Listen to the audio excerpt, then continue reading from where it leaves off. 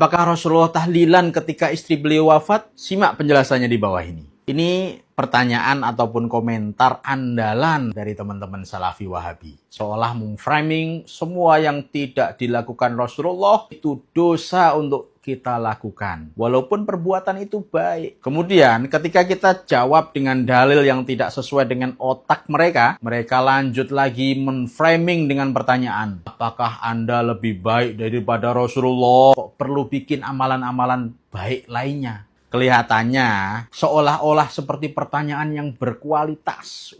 Tapi sebenarnya hanya bentuk pepesan kosong orang-orang yang tidak pernah belajar agama dengan baik, terstruktur, dan metodologis. Ya, itu memang tujuan mereka untuk mengesampingkan dan melupakan khazanah Islam, yaitu ijtihad ulama-ulama besar yang alim selama berabad-abad, yang bersambung sanadnya dan keilmuannya sampai kepada Rasulullah Shallallahu Alaihi Wasallam, dan seolah mereka lebih tahu dan lebih paham daripada ulama salafus soleh yang terpercaya. Jika Anda benar belajar Islam daripada ulama salafus soleh, kitab-kitab ulama, betapa banyak ijtihad amaliyah, fiqhiyah yang tidak tercantum di dalam Al-Quran dan hadis. Apakah puluhan bahkan jutaan kitab itu semua bid'ah dan sesat semua? Mulia sekali otak Anda. Oke, kita kembali ke pembahasan tahlilan. Apa sebenarnya makna dan isi daripada tahlilan?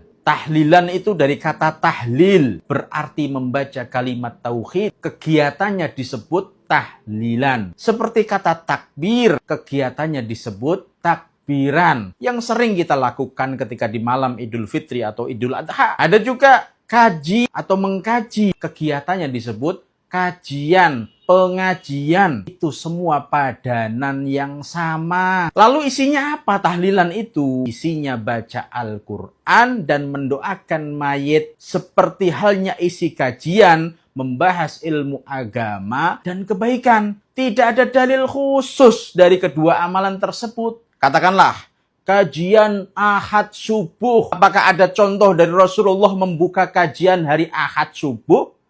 Ya tidak ada, nggak ada dalilnya itu. Lalu kenapa tahlilan dipermasalahkan? Ya entahlah otak kalian itu. Inti dari tahlilan itu ada dua. Yang pertama mendoakan mayit. Saya ulangi lagi ya. Mendoakan mayit. Kedua, bersedekah untuk ampunan si mayit. Lalu apakah Rasulullah pernah melakukannya? Ya jelas. Banyak riwayat hadis dan banyak tertulis di dalam kitab-kitab sirah mengenai hal ini. Salah satu contoh, idza dzukira Khadijah lam yakun ya'sam min sana'in 'alaiha wastighfarin laha. Ini diriwayatkan oleh Imam Tabrani. Jika Rasulullah teringat oleh Khadijah, ini beliau sudah wafat, Rasul tidak pernah bosan untuk memuji beliau ataupun memohonkan ampun untuknya. Rasulullah berdoa dan memohon ampun. Beliau juga mendoakan berziarah ke makam Sayyidah Khadijah dan juga sahabat-sahabat yang lainnya. Rasulullah juga bersedekah untuk kebaikan Khadijah yang sudah wafat. Tak jarang juga menyembelih kambing atas nama Khadijah untuk dibagikan kepada saudara-saudara, teman-teman, bahkan tetangga-tetangga Sayyidah Khadijah. Hanya Imam Hakim pernah meriwayatkan, kana Nabi sallallahu alaihi wasallam idza utiya bi syai' yaqul idhabu bihi ila fulanah fa innaha kanat sadiqatan Khadijah.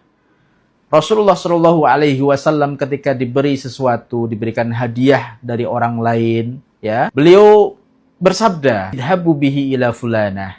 Ini tolong kasih hadiah ini kepada fulanah. Fulanah siapa? Saudara atau tetangga atau kerabat daripada Sayyidah Khadijah. Fa innaha kanat sadiqatan Khadijah. Dia termasuk saudara atau teman daripada Sayyidah Khadijah. Idhabu bihi ila baiti fulanah fa innaha kanat tuhibbu Khadijah. Bawakan ini ke rumah fulanah. Sesungguhnya dia adalah orang yang cinta kepada Sayyidah Khadijah. Gimana? Itu ada contoh dari Rasulullah. Mau kalian bid'ahkan lagi?